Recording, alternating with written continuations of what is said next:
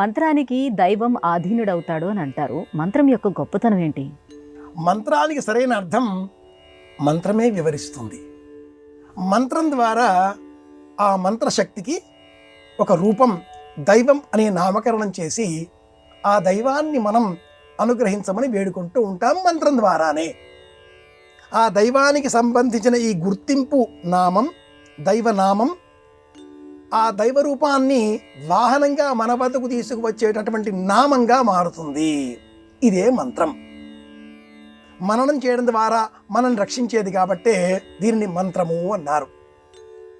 మంత్రాధీనం అన్నప్పుడు ఒక ప్రాచీన శ్లోకం కూడా మనం తప్ప జ్ఞాపకం తెచ్చుకుంటూ ఉంటాం.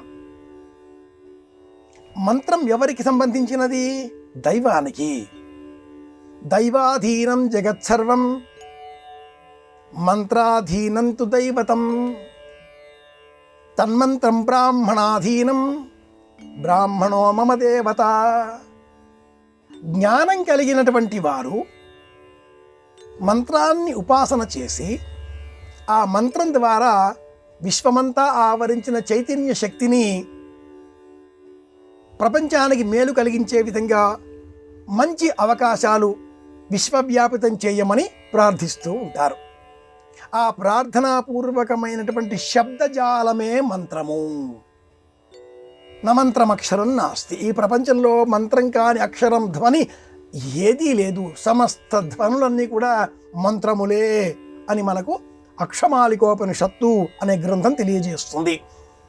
అలాంటి ఆ మంత్రాన్ని మనం విశ్వవ్యాపితమైన చైతన్యం ద్వారా అర్థం చేసుకుంటూ ఒక గురువు ద్వారా స్వీకరించాలి. గురువు చెబితేనే అది మంత్రం అవుతుంది. మనకు మనం తెలుసుకుంటే అది మంత్రం కాదు. మొదటి గురువు తల్లి, తండ్రి. కనుక తండ్రి అనుమతితో, తల్లి అనుగ్రహంతో తెలిసిన ఏ విషయమైనా కూడా మంత్రంగా మార్చుకొని జపం చెయ్యాలి అనుకున్నప్పుడు వారిద్దరే మొదటి గురువులు అవుతారు. వారి అనుమతితో ఇంకెవరినైనా గురువుగా స్వీకరించవచ్చు. తల్లి తండ్రి ప్రధానం అని బోధించేదే మంత్రం. మాతృదేవోభవ, పితృదేవోభవ, ఆచార్యదేవోభవ, అతిథిదేవోభవ.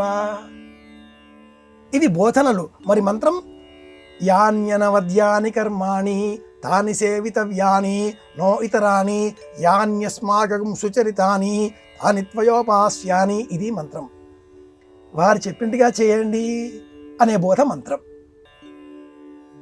ఉన్నది వదలద్దు, కొత్తది తేవద్దు. ఎవరి ఇంటికి వారి ఇంటికి సంబంధించిన ఒక ఆచారకాండ ఉంటుంది. అది అనుసరించడమే మంత్రం. ఇది పరమార్థం.